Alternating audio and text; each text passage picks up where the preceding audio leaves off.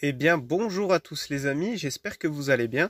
Alors, on se retrouve aujourd'hui, jeudi 8 avril 2021, pour une petite vidéo. Enfin, je dis petite, mais me connaissant, ça va aller... On va aller chercher un peu plus loin que petit. Donc, alors aujourd'hui, je vais vous montrer un peu tout ce que j'ai fait, parce que j'ai fait pas mal de boulot là dans le jardin. C'est pour ça que j'ai pas fait de vidéo depuis 2 semaines et demie, il me semble. Donc voilà. Et donc en fait, le but de cette vidéo, ça va être de vous montrer les repiquages que j'ai fait. Et les prochains semis que je vais faire, et puis tout ce qui me reste à faire, et puis tout le bazar, voilà, tout ça. Donc les amis, c'est parti, on se retrouve tout de suite dehors pour vous montrer le pêcher qui a été repiqué. Alors les amis, donc on se retrouve tout de suite dehors pour vous montrer le pêcher qui a été repiqué. Alors je sais plus du tout si je vous en avais parlé dans la vidéo, dans mes dernières vidéos, puis juste avant de faire la vidéo, en fait j'ai pas regardé. Donc bon bref, je sais plus. En tout cas, il me semble pas, je m'en rappelle plus. Donc j'ai planté le fameux pêcher que je vous avais montré dans les dernières vidéos en pleine serre. Je vous avais dit que je ferais une vidéo exprès, mais du coup ça s'est pas fait comme ça. Je l'ai fait en fin de journée, donc début de soirée. Donc du coup voilà, c'était pas idéal pour faire une vidéo. Donc du coup, voilà, je vous montre l'arbre planté. Alors, du coup, les fleurs étaient vraiment magnifiques, tel un pêcher, mais là, donc du coup, c'est en train de faner, tout simplement parce que c'est terminé, je pense, c'est terminé de fleurir, mais il était vraiment magnifique. Donc là, on voit comme les feuilles qui, tout doucement, grossissent tranquillement, mais voilà, il était vraiment magnifique. De toute façon, vous vous rappelez dans les dernières vidéos, il était très très bien fleuri, c'était vraiment superbe. Comme d'ailleurs le cerisier qui est là-bas, bon là, pareil, il termine un peu. Oh, attendez, parce qu'on voit pas grand-chose, voilà. Là, il était magnifique, je vais vous mettre des photos si j'y pense. Et pour ceux qui m'ont sur Instagram, vous aurez pu voir des superbes photos que je vais vous remettre d'ailleurs. Là, faut que j'y pense, je vais vous les remettre, mais pour vous montrer que qu'en fait il était vraiment super bien fleuri. Mais là on a eu du -3 ce matin, -3 hier, alors du coup là ils aiment pas ça quoi. Ils aiment pas ça et je pense que c'est dû à ça, le petit bout de marron qu'on voit là sur les fleurs, c'est dommage, mais bon, c'est comme ça. Ils vont en refaire des fleurs, ça y a pas de souci, mais c'est vrai que là ce coup de gel nous a pas aidé, ça nous a pas aidé, voilà. Donc autrement, on a l'autre petit pêcher là, les mini pêches pareil, donc lui qui avait super bien fleuri, voilà, et donc lui qui voilà, il est magnifique, voilà. Bon, alors autrement, comme vous avez pu voir vite fait, petite parenthèse sur le potager, là j'ai toujours rien fait, c'est toujours du fumier, la terre elle est vraiment très sèche, très sec. Donc voilà, les mauvaises herbes ont repoussé, enfin tout le bazar à cause du fumier, à cause d'ouvrage, j'en sais rien. Donc là, il va falloir tout que je désherbe, puis il va falloir que je travaille ma terre pour les premières plantations. Qui vont tarder ou pas tarder, je sais pas, parce que si on continue d'avoir quelques gelées, ça sert à rien que je fasse des plantations. Bon alors du coup, je coupe pas la vidéo, on va directement voir les repiquages. Alors, donc du coup j'ai pas fait de vidéo pareil parce que c'était pas le moment, plus j'avais de l'aide, j'étais pas tout seul pour repiquer, donc c'est surtout pour ça que j'ai pas fait de vidéo, parce que j'étais pas tout seul, puis bon j'avais pas envie de faire une vidéo, on était à deux pour repiquer, je dis allez hop c'est pas grave, je montrerai en vidéo, de toute façon tout le monde sait repiquer, ça y a pas de souci, mais j'essaierai de faire une vidéo pour les prochains semis. Donc alors, on va commencer par les premières tomates qui étaient chauffées, donc qui ont poussé beaucoup trop vite et qui ont été repiquées en premier. Donc il s'agit de ces tomates là. Alors là-bas on en a deux qui ont soit eu trop chaud, soit eu trop froid, parce que donc depuis un certain moment, oui ça j'ai oublié de le dire, depuis un certain moment ça va faire en fait à la fin de ma dernière vidéo là, je ne sais plus combien de temps, j'ai tout de suite mis mes semis dehors. Dans la serre, je veux dire, donc sur de la terre, et puis j'ai pas fait la même bêtise que l'année dernière de les mettre sur des étagères. Donc du coup là on m'avait prévenu en plus, on m'avait prévenu en commentaire de bien les mettre au sol pour avoir la chaleur du sol et surtout pas en étagère. Donc ça c'est une bêtise que j'ai fait l'année dernière et du coup bon, j'ai bien compris. Donc les pots sont posés sur la terre. Ensuite je viens mettre des cagettes par-dessus. Donc pareil, j'essaierai de vous refaire. Attendez, parce que je sais même pas ce que je fais là, je vois rien. Bon bref, vous avez compris en gros. Voilà, je mets une cagette par-dessus. Donc partout, et ensuite je viens mettre mon voile d'hivernage qui est plié en 4 parce que bah, il est bien grand. Plus il y aura de semis, plus il sera déplié, mais là il était plié en 4. Voilà.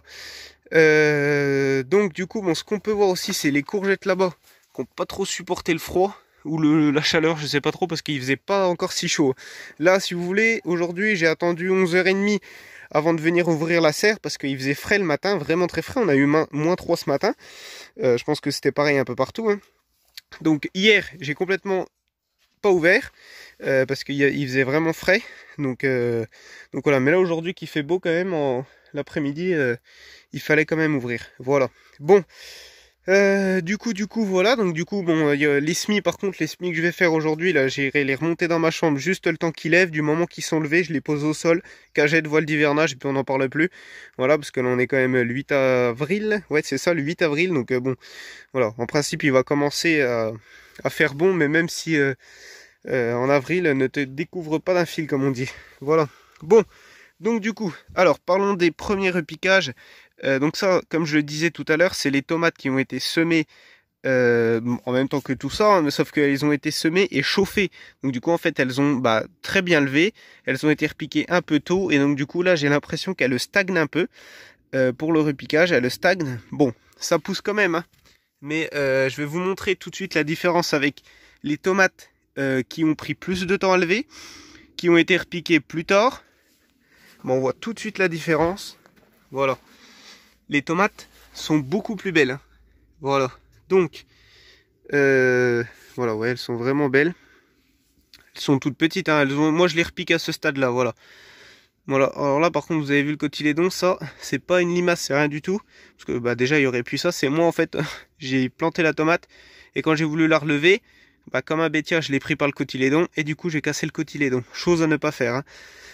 Voilà, plus elles ont le cotylédon, et ben enfin plus longtemps il est, mieux c'est, hein. Voilà, parce que c'est le cotylédon qui donne toute la force à la tomate, enfin c'est les premières feuilles, voilà. Donc du coup où est-ce que j'en étais? Ouais, donc du coup bon bah ces tomates là elles sont beaucoup plus belles, beaucoup plus costauds pour l'instant. Après peut-être parce que ça fait juste 3-4 jours qu'elles sont sous la serre, donc c'est peut-être ça aussi. Et les autres, en tout cas les autres, voilà, j'ai l'impression qu'elles sont un peu plus retardées, donc on verra bien. On verra bien, c'est peut-être quelque chose qu'il faut pas que je fasse. Le fait de chauffer les tomates pour les semis, je sais pas, je verrai bien. En tout cas, tout ce qui concerne les potimarrons, les potirons et les courges musquées muscade, c'est MM, voilà. Et ben bon bah ça c'est impeccable. Si j'ai 2-3 fourmis là qui sont en dessous, voilà, bon vous pouvez les voir. 2-3 fourmis, 2-3 limaces qui sont venues, voilà on les voit, je sais pas si vous les avez vus. Bon ils sont venus un peu bouffer les cotylédons, les machins comme ça, donc j'ai acheté de la poudre pour fourmis là exprès. Je sais pas, j'y connais rien pour enlever les fourmis. Si vous avez des techniques plus naturelles, dites-le moi, mais là moi j'ai acheté ça, j'ai vu ça en jardinerie, je dis allez hop, voilà. On va faire ça parce que ça sert à rien, je fais pas des trucs pour que les fourmis me les bouffent, hein. Donc là-bas du coup les deux tomates qui ont soit pas supporté le froid, pas supporté la chaleur, je sais pas, mais en tout cas elles sont foutues. Les courgettes, oui, les courgettes et les courges spaghetti. Bon bah ça là on voit que celle-là elle fera plus rien de toute façon, en plus voilà, elle est foutue. Mince, bah, je vous la montrais même pas. Celle-là elle est foutue, voilà. Là-bas aussi elle est foutue. Celle-là, ça m'étonnerait qu'elle reparte. Et en fait on voit que là ceux-là ils ont filé, et en fait si vous voulez dans le pot ils stagnent, ils ne poussent plus. Alors en fait c'est quelque chose qu'il faut pas faire, ça on me l'avait dit en plus, et puis bah comme encore un bêtise, j'ai refait la même bêtise. C'est le fait de pas laisser longtemps les courgettes dans des pots. Voilà, courgettes, hein, tout n'importe quoi. Voilà, c'est pareil, les potimarrons là-bas. Le potimarron va bientôt falloir que je le plante définitivement. Parce qu'à un moment donné, il va plus faire un beau plan. Voilà. Donc bah, pour les débutants, pareil, bah, je vous conseille de ne pas les laisser trop longtemps dans les pots. On parle bien des courgettes, des trucs comme ça, parce qu'après bah, ça stagne comme ça et ça fait pas des beaux plans.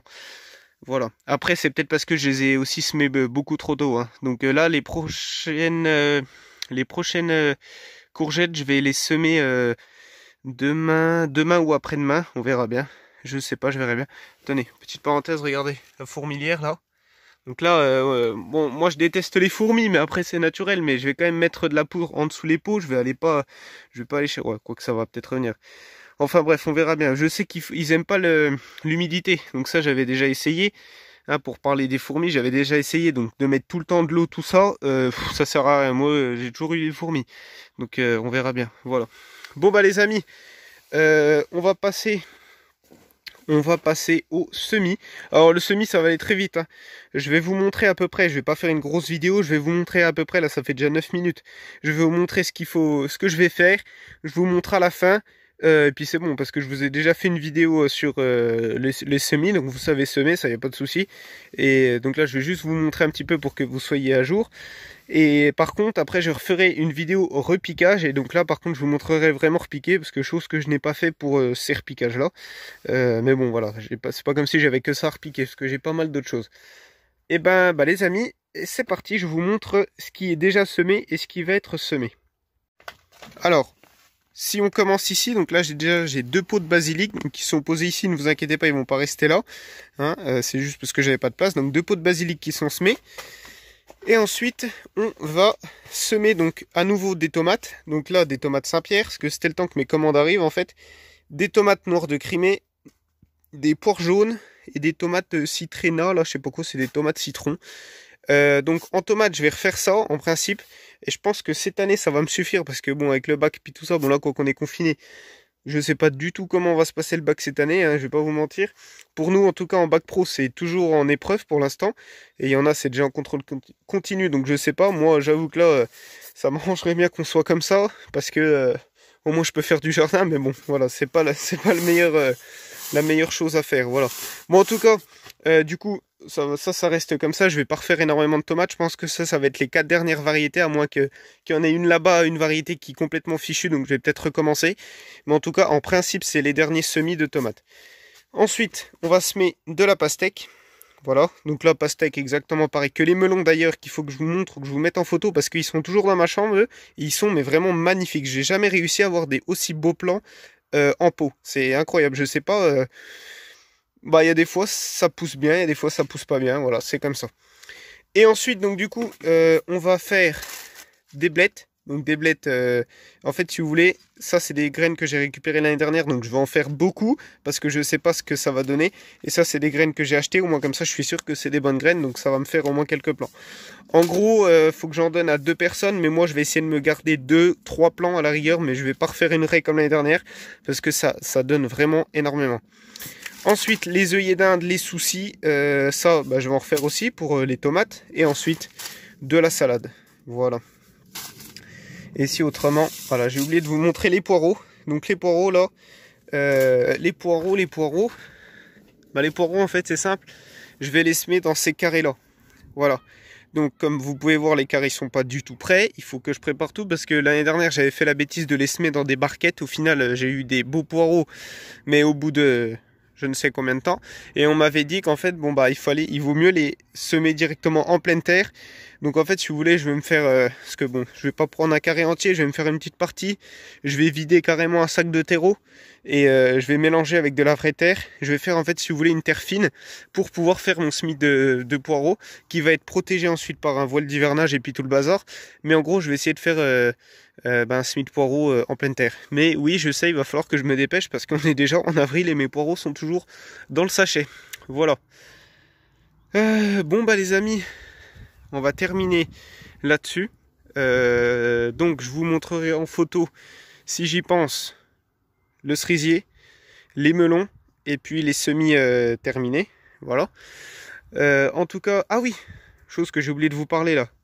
Vous avez pu voir sur bah là, le pommier, le pêcher, le cerisier, voilà, comme de la colle là. Donc en fait ça, bah, c'est encore à cause des fourmis. Oui, des fourmis. Donc du coup en fait, bah, j'ai acheté de la glu. Vous savez qu'on met autour des arbres de la glu. C'est ce que beaucoup m'avaient dit par rapport aux arbres, parce qu'en fait mon pommier ne poussait pas à cause bah, des fourmis qui arrêtent pas de monter, puis qu'en fait qui bouffent les arbres. Donc il y a 2 ans, j'avais réussi à empêcher ces fourmis de venir avec de la bouillie bordelaise.